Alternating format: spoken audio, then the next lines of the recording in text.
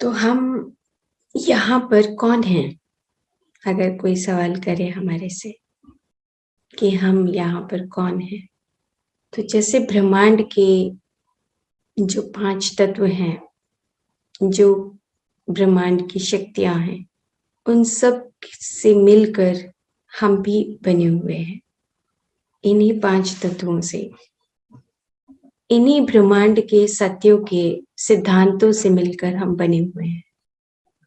हम बहुत बार भूल जाते हैं, अलग अलग पंथ बना लेते हैं, अलग अलग समुदाय बना लेते हैं। ना पंथ हैं हम, ना समुदाय हैं, ना जात हैं हम, ना पात हैं हम सिर्फ और सिर्फ इस ब्रह्मांड के सत्य के सिद्धांतों से मिलकर बने हुए हैं।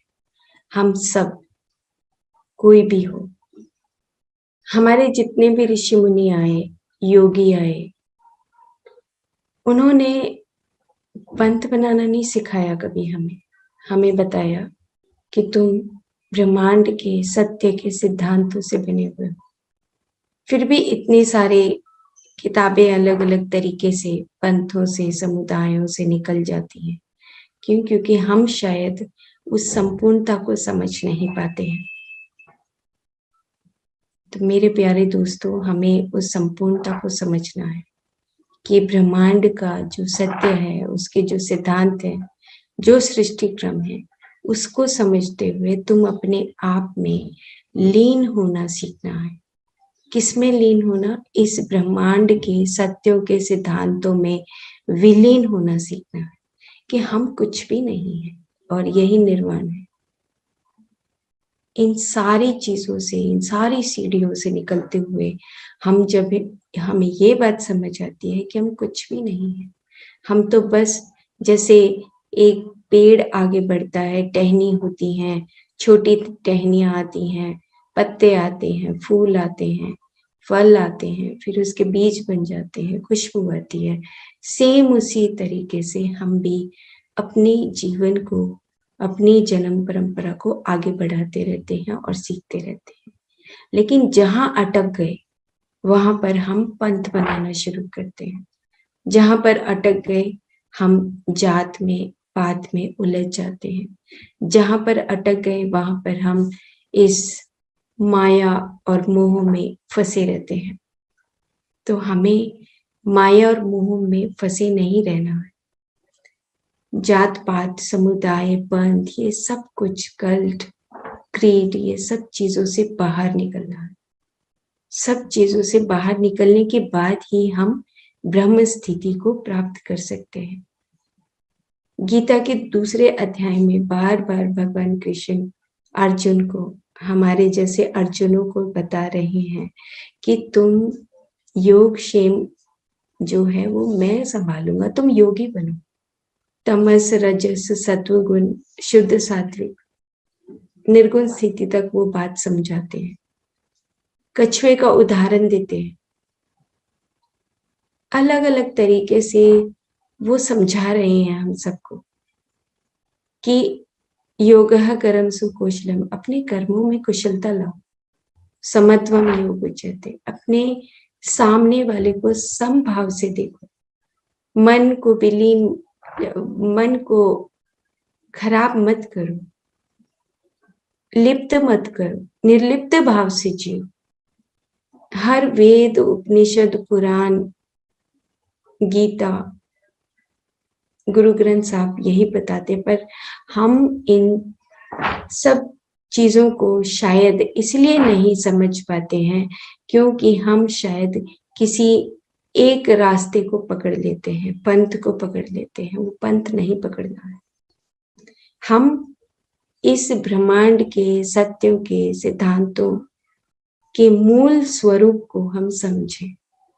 तो जो भगवत गीता है, उसका दूसरे अध्याय का एक और श्लोक आता है जो कि वो बताते हैं कि अब हमने जो परसों बात की थी कि जब हम क्रोध आता है तो हमें मोह आने लगता है, हमारी स्मृति भ्रंश होने लगता है और फिर हमारा पतन हो जाता है। इस प्रकार का भाव हमने पहले वाले श्लोक में सुना था। अब ये इस श्लोक में जो 72वां श्लोक है उसमें वो बता रहे हैं कि जब आप इन सब चीजों से परे हो जाते हो, मन के भावों को, क्रोध को, स्मृति भ्रंश होने लगेगा, इन सब चीजों को जब आप समझने लगोगे, तब आप जैसे कछुआ अपने अंगों को सुकोड़ के समेट के रखता है, इसी प्रकार से आप भी अपने आत्मा में स्थित होने लगते हैं, आपको आत्मविद्या आने लगती है। और जब आपको आत्मविद्या आने लगती है तब आप एक ब्रह्म ज्ञानी बन जाते हैं। ब्रह्म मतलब कि एक आत्मज्ञानी। आप स्वयं में ये समझने लगते हैं कि मैं ये जो कॉस्मिक एनर्जी है इसी की सूक्ष्मता से मैं बना हुआ हूँ। ये 5 तत्व तो मेरे महाभूत जो मेरे को शरीर के रूप में मिलते हैं। किसी छोटे से छोटे पक्षी में, कीट पतंगों में जो चेतना है वो ही मुझ में भी है। इस आत्म स्थिति में कोई भेद नहीं है। जो उसके अंदर है वो ही मुझ में है। तब आप इस आत्म भाव को पाकर ब्रह्म स्थिति को प्राप्त कर लेते हो। ब्रह्म निर्वाण का शब्द 72वें श्लोक में इस्तेमाल हुआ है। आपका ब्रह्म निर्वाण पद को प्राप्त कर लेने का मतलब है कि आप यथार्थ ज्ञान को समझ गए हो। यथार्थ क्या है? जब हम खुली आंखों से चारों तरफ देखते हैं, बंद आंखों से चारों तरफ देखते हैं, तब ये बात समझ आती है कि हम क्यों भाग रहे हैं। ये तो पेड़ पौधे हम बड़ा नहीं कर रहे हैं। पेड़ पौधों पे फल जो आ रहे हैं, पत्तियां जो आ रही हैं, कीट पतंगे खुद अपने आप में जो चलते हैं, चिड़िया आसमान में उड़ती हैं, ये हम नहीं कर रहे। हमारा अहंकार तो पल भर में नष्ट हो जाता है। हम हवा, पानी, धरती को मलकियत समझने लगते हैं और एक ऊपर से पक्षी उड़ता हुआ आए और बीट कर दे हमारे ऊपर, हम किसको बांध सकते हैं? हम किसी को बांध नहीं सकते, पकड़ नहीं सकते। हम खुद अपने आप के अहंकार के बंधनों में बंधे हुए हैं। तो वो बात यहाँ पर भगवान कृष्ण समझा रहे हैं कि तुम जब अपने आत्म भाव में आ जाते हो तब तुम ब्रह्म निर्वाण की स्थिति को, उस पद को प्राप्त कर लेते हो। अब उससे पहले एक बात और समझाई है कि जो योगी होते हैं और जो अज्ञानी होते हैं उनका भेद बताया है कि जो लोग अभी आत्म निर्वाण की स्थिति तक नहीं आते हैं वो क्या करते हैं सारा दिन।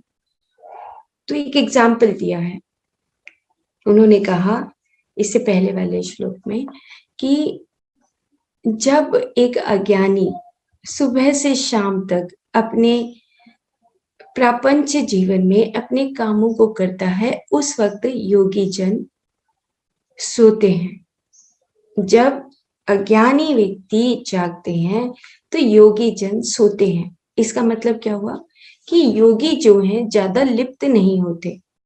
उनके पास छोटा कमरा है, बड़ा कमरा है, बेडशीट कैसी है, उसको उनको कोई मतलब नहीं होता। जो योगी होते हैं वो अपना ज्यादातर समय अपनी साधना में बिताते हैं। लेकिन जो एक अज्ञानी व्यक्ति की संज्ञा यहाँ पर दी है, इनका मतलब है कि जो अभी आत्मा की स्थिति को प्राप्त नहीं हो रहे हैं। निशा सर्वभूतानां तस्या जागृति संयम। तो जो सभी भूतों की यहाँ पर संज्ञा बताई गई है कि जो लोग अभी आत्म विद्या नहीं सीख रहे हैं वो लोग ज्यादातर अपना समय दिन में जागते हुए अपने प्रापंच जीवन में ही खत्म कर देते हैं और फिर थक हार कर रात को सो जाते हैं। तो यहाँ पर एक भेद बता दिया। और जो ज्ञानी जन होते हैं वो दिन भर सोते रहते हैं। सोने का मतलब वो बड़े शांत होते हैं, संयम से अपना जीवन जीते हैं। लाइट है ठीक है, नहीं है तब ठीक है, खाना मिल जाएगा, जो खाना मिलेगा उसी में वो संतुष्ट हो जाएंगे। और जो अभी आत्मविद्या नहीं सीखे हैं वो अपने प्रपंच जीवन में ही पूरा दिन भर जागते हुए रात को सो जाते हैं। और इसके विपरीत जो योगी हैं वो दिन भर सोते हैं और रात को जागते हैं।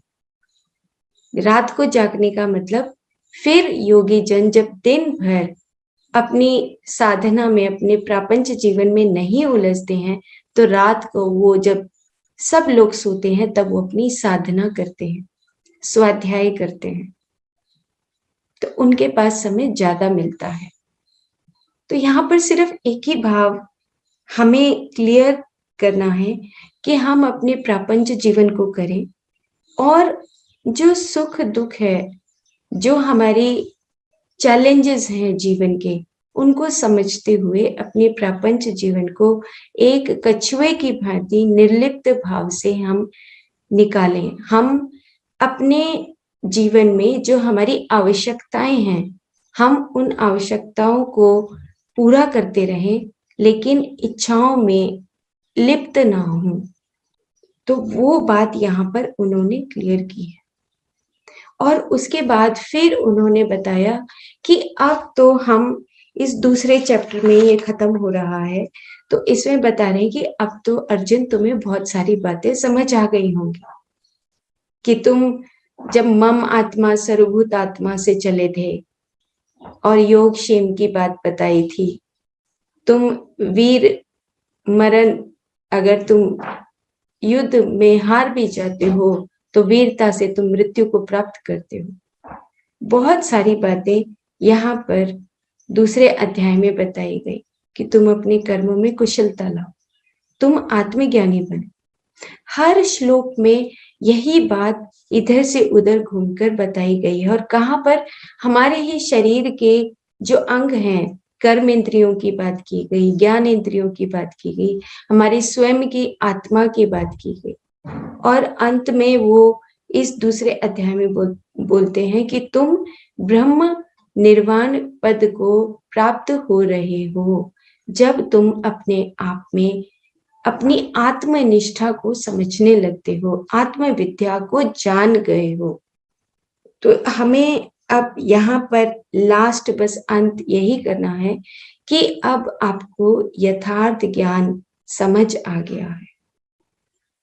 और यथार्थ ज्ञान का इन्होंने एक और उदाहरण दिया है कि जैसे एक जमींदार, एक गृहस्थ, एक अधिकारी, एक कलाकार, ये सब शून्य मात्र होते हैं, लेकिन अगर उस शून्य के आगे एक लगा दिया जाता है तब उसका वैल्यू होता है।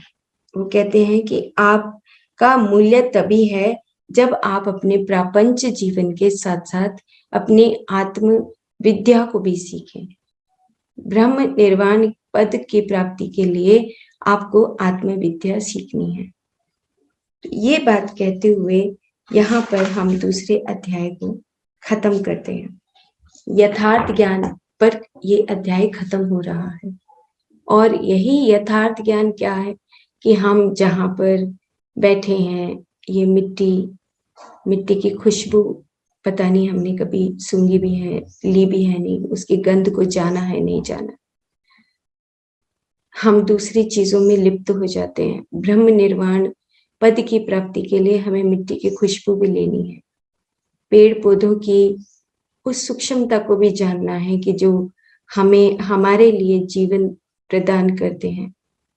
हवाएं बहती हैं, आसमान है, कितनी सारी चीजें हैं जो ये पूरा प्रकृति हमें देती है। और हम अपने मन में अहंकार में लिप्त होते हुए बस अपनी जिंदगी को एक जन्म नहीं, पता नहीं कितने जन्म निकाल देते हैं। अब हमें पूर्ण रूप से जागना है। हम क्या करते हैं, हमारी हैबिट में एक सबसे जो हैबिट है वो है, हम एक कॉन्शियसनेस होती है, जागृत अवस्था में हम कम होते हैं। सब कॉन्शियस बोलते हैं, मैं इस शब्द को ज्यादा सा तो नहीं कहूंगी, लेकिन इतना जरूर है कि हम हाफ हार्टेडली काम करते हैं, हम 50-60% ही अपनी काम को कर पाते हैं, क्योंकि आधा अधूरा मन होता है। नहीं, हमें या तो 0 या 100, हमें संपूर्णता से अपने जीवन को सही ढंग से बिताना चाहिए, क्षण क्षण में, हाफ हार्टेडली नहीं। उसी की वजह से हम अपने डिजायर्स को पूरा नहीं कर पाते। उसमें भी हाफ हार्टेडली, चलो एक घर बना लिया, 2 बना लेंगे, कोई बात, चलो इतना सूट है और ले लेते हैं। नहीं, हर चीज में क्लैरिटी आना चाहिए लाइफ में। यही यथार्थ है कि जब पूरे ब्रह्मांड को हम आंख बंद करके देखते हैं, पूरी धरती को आंख बंद करके देखते हैं, तो हम बहुत सारी चीजों को अभी खोए हुए हैं। यथार्थ तो जाना ही नहीं, अभी तो मन की बातें ही जाननी। यथार्थ जानने के लिए हमें अपनी आंखें बंद करके अपने सांसों के साथ जुड़कर और अपने उस आत्म विद्या को सीखना है। आत्म मतलब कि ब्रह्म विद्या, ब्रह्म मतलब पूरे ब्रह्मांड का ज्ञान खुद में धीरे धीरे हमें समझना है। यहाँ पे ना पंथ है, ना समुदाय है, ना रिलीजन है, ना जात है, पात है, कुछ नहीं है। हम इसी ब्रह्मांड के सूक्ष्म अंश हैं। तो इस बात पर यहाँ पर हम अपना समापन करते हैं।